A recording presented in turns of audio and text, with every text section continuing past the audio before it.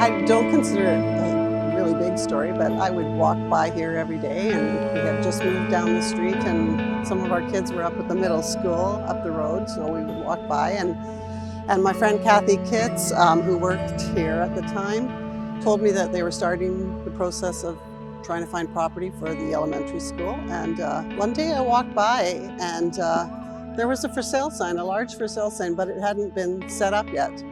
So I quickly called Kathy and told her she was going to call all the people she needed to call, and within the day they had a whole crew here to walk the property and take a look at it and pray over the soon-to-be new elementary school campus. So she called me, and I immediately turned around and called our local friendly realtor here, and he found out what the place was being sold for, which we couldn't believe, and we called the board together, and the board got quite excited about the possibility of moving an elementary school up here and from down below, and yeah, we all came out with Peter Van Heusen too, and the board, and we walked the whole property. We prayed over it, and we bought it. Yeah, just from a strict financial, if you're just looking at it from a business plan standpoint, because the property was, over 10 acres and 2 different titles, and having that arm on access from 228th, we knew that we could build the elementary campus, because I was involved with the building of this campus that we stand on now too. So the whole design was built for why is it so close to the road and everything, with the mindset that it enabled you to, for our future 20 years later. With that arm. With that arm, yeah. But also just utilize the space as best as possible so that you can utilize the future land. You won't find other properties that have that. It was a complete anomaly in trying to explain why it was there. Not only the arm, but the size of it in itself, right? So we have to go back in time to 2005 when the middle school was built. It was an addition to the high school. So the original design was 12 rooms, and at that time we had 8 homerooms. So it seemed like we had a lot of classroom space. So for 8 homerooms, we had 3 specialty teachers. That left 1 room empty. And at that point, it was actually a science lab that was dedicated for science and other things that could happen during the week in the schedule. But what the design was for homerooms to be able to go down to the lab to do science and then come back to their classroom. So it was great to have space. But that was 2007, 2006, 2007. And now here we are, 2024, and we're 4-track now. We've got 4 homerooms of every grade. We have the specialty areas. We've got more learning support services needed. We also, back in the time of the beginning, shared some common spaces with high school. We had a band room that we shared, and our kids would go there for band. Well, the high school's gotten bigger, and now we don't have the ability to use their rooms anymore. We were able to use the library more. We are able to go down for library class and work there. And now with the high school expanding, we've been forced to not be able to go down there as much. So those common spaces are done. And so now we're doing band in a classroom, which isn't appropriate for the amount of music and the amount of noise level that happens in there. We've got students having to put on headphones and ear protection because it just seems to be too noisy. Another area is in our applied design skills and technology, where in the last 6 years, the ministry requires us to do modules in all kinds of interesting things. And one such area is woodworking. And we don't have access to a woodwork shop in the high school. That's busy all the time.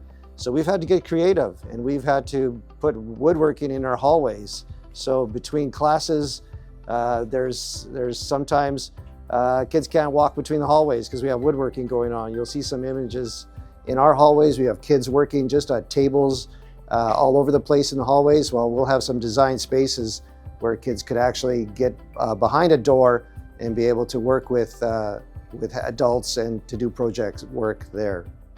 Being parked behind the elementary school is really going to facilitate transitions for grade 5s coming to grade 6 in the middle school campus.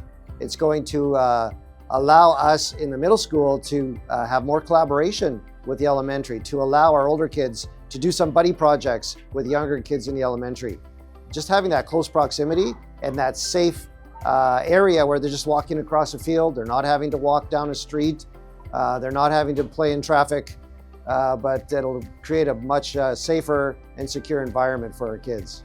Another reason for a new middle school build is we have overcrowded spaces. So in our learning support department, we have rooms that kids can work in, but as you can see, they're often overcrowded. We have up to 6 or 7 or more kids working with a teacher, and there's just not a lot of space. And so we would love there to be more space for these breakout rooms for kids to learn in. So you can see in the background here, we're in the high school space, the design lab. So we actually don't have a space that we can call home.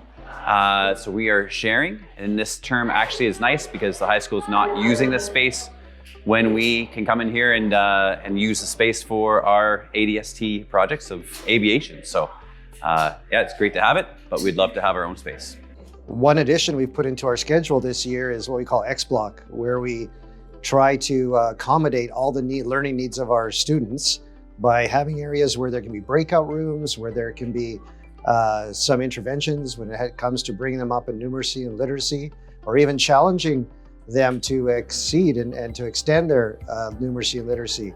But we have no room. And as you can see, we've got a group just working in the offices and the conference rooms in our school right now. Another example of our school being overcrowded is in our social emotional learning spaces.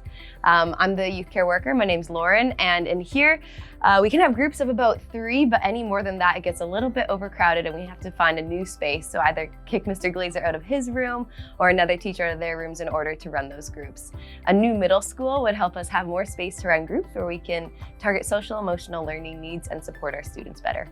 One of the features in the new design of the new building will be that every floor will have the ability for 2 rooms to be converted into one big area so that combined classes can have a good place to work and not in the middle of the hallway. In planning a new middle school, we had some very specific requirements that we were looking for to allow us to meet the middle school specific programming both now and for years to come. To begin with, we wanted to have an appropriate number of classrooms to allow each grade to gather together. And in looking at that, we landed on a decision to have 3 levels. It was the most economical to build 3-story classroom to allow each grade to have their own level to do things. We wanted a gym space that could allow for the way middle school runs athletics, in which generally 2 games run at the same time. So we came to the conclusion that we needed a gym, a full-size gym, basically the same size as our current high school gym. Current middle school programming allows many opportunities for kids to explore different learning opportunities, and for that reason we've created a purpose-built music room, a foods room, an arts room, and some STEM spaces that are dedicated for those kind of spaces. But gathering together both like as a community for community building and learning is an essential part of our programming. And for that reason, we've kind of created a central focus of the school. It's an area we call the learning stairs. It's a central gathering point that connects the school together. It can operate independently, but also you can open up the doors to the music room to allow for simple setup for chapels and concert performances. Overall, in our design, we were able to take some of the best practices and best thinking in school design and construction techniques to come up with the plan that we have that's best current value, as well as allow us the flexibility to meet our current and future middle school program. So I support this school project primarily because we lack capacity right now. And I also believe in Christian education, and if we can build a great facility to allow for better education, have a better learning experience, then I'm all for that. And I believe that right now we have the momentum that we need to do this project. We have a great project team, great team with the school. There's support from the community.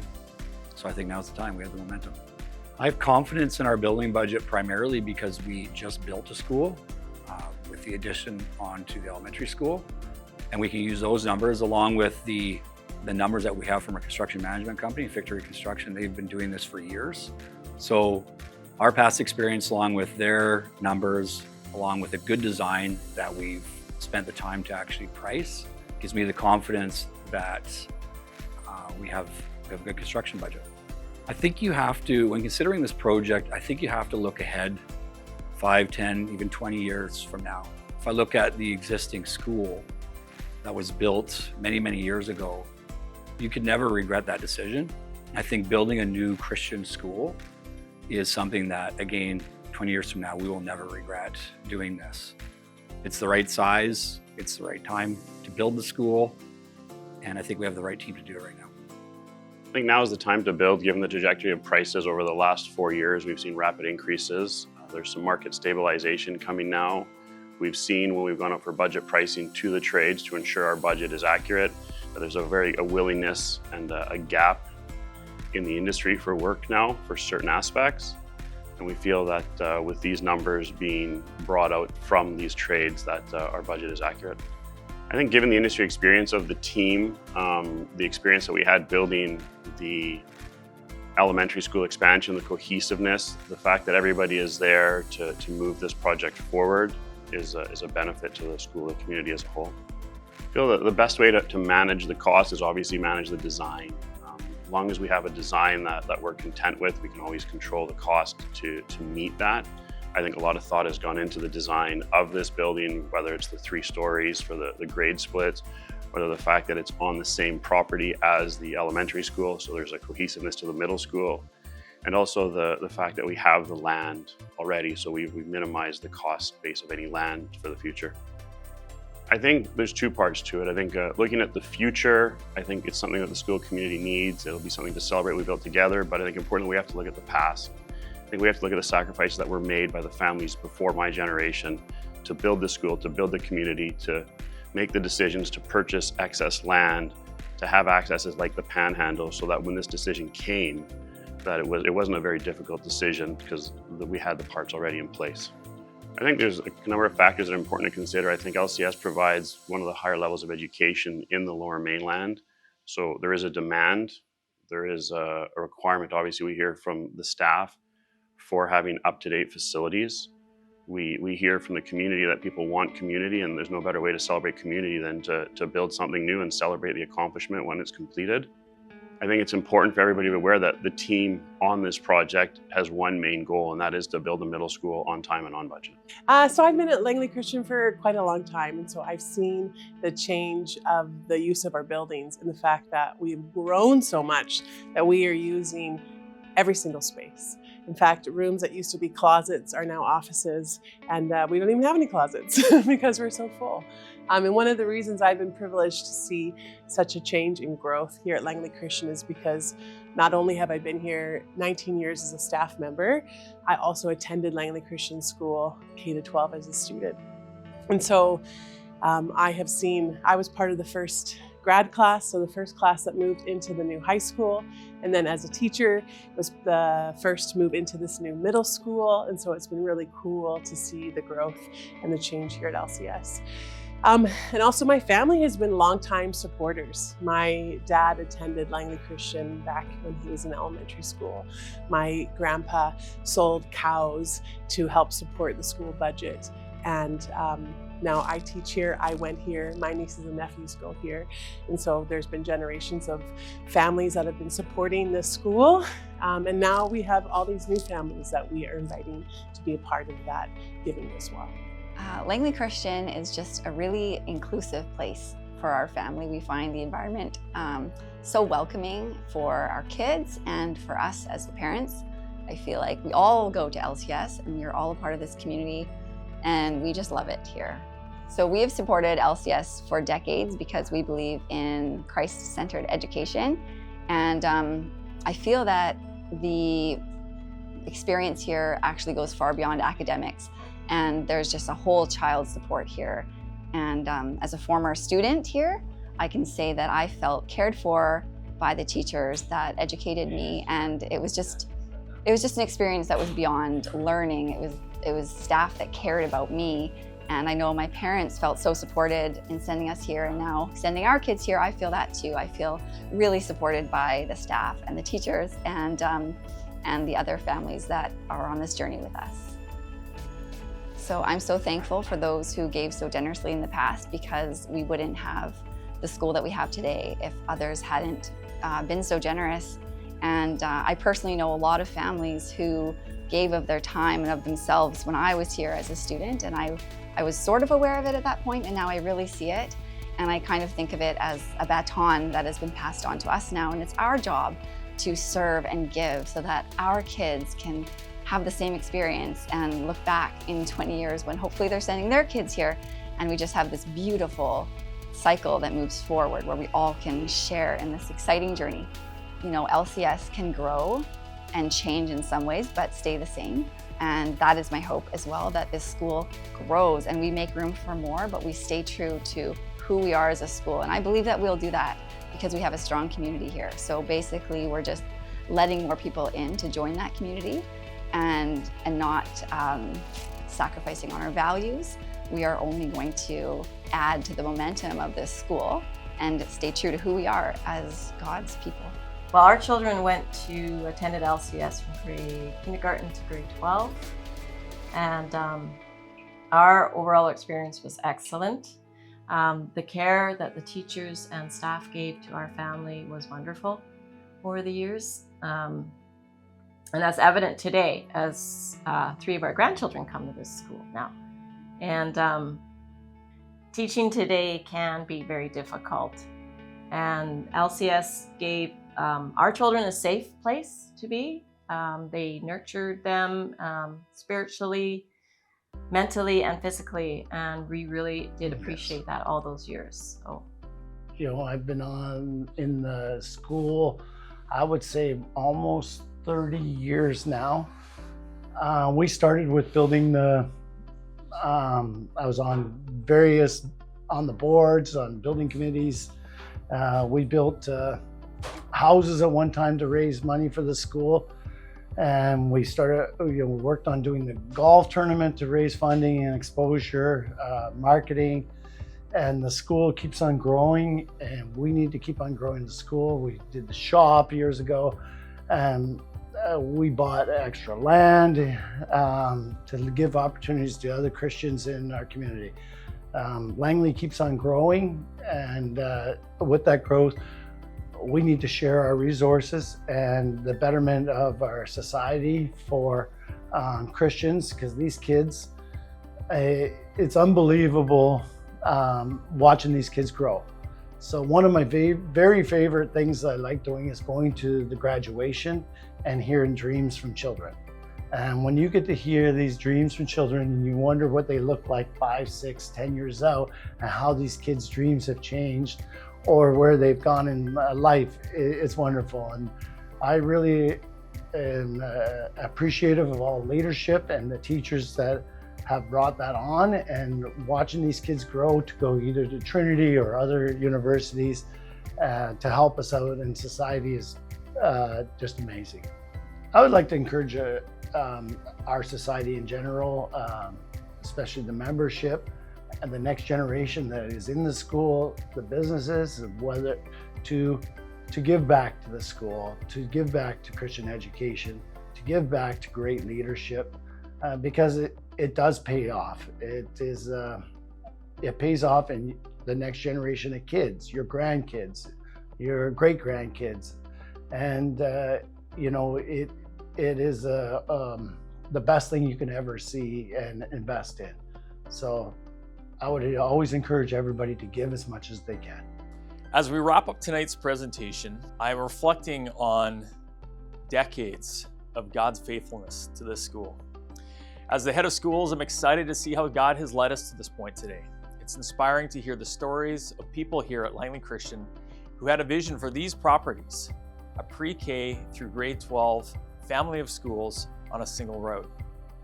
Much more important to who I am as the head of school in my day job is that I am the parent of 3 children, one of whom graduated from Langley Christian in 2022, who counts as one of his life's greatest blessings to have graduated from this school and having been launched well from this community into post-secondary as a confident disciple of Jesus.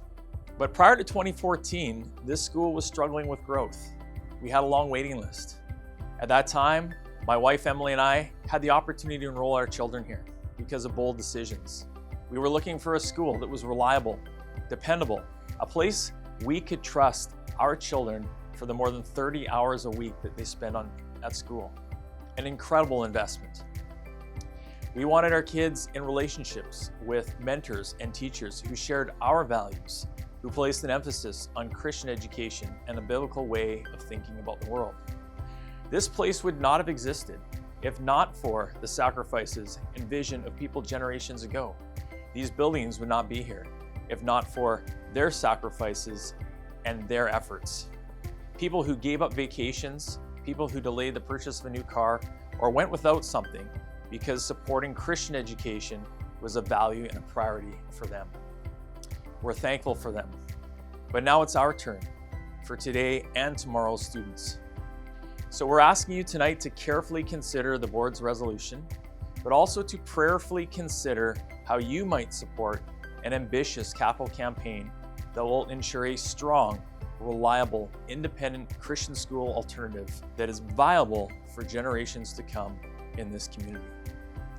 Thanks for being here. Thanks for listening. And we hope we'll answer all of your questions.